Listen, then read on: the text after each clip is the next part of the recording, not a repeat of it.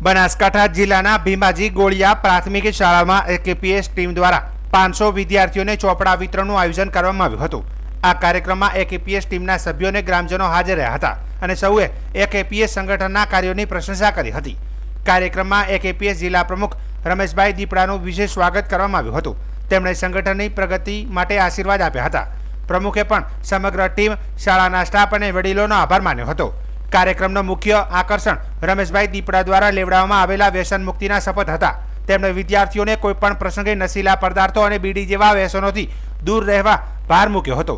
એકેપીએસ Gujarat team સતત સમાજ માટે સેવાકીય પ્રવૃત્તિઓ કરી રહી છે। તેઓ સમાજને વ્યસન મુક્ત બનાવવાના પ્રયત્નશીલ છે। વ્યસન છોડો અને શિક્ષણ પકડો એવા નારા સાથે એકેપીએસ ટીમ ઉત્તમ કામગીરી કરી રહી છે। શપથ ગ્રહણમાં વિદ્યાર્થીઓએ પ્રતિજ્ઞા લીધી હતી કે તેઓ દેશને ગૌરવશાળી બનાવવા માટે કોઈપણ પ્રકારનું વ્યસન નહીં કરે। તેમણે પોતાના ઘરમાં, સમાજમાં કે જન સમુદાયમાં આયોજિત સામાજિક કાર્યક્રમોમાં વ્યસન મુક્તિનો સંદેશ ફેલાવવાની પ્રતિજ્ઞા લીધી હતી।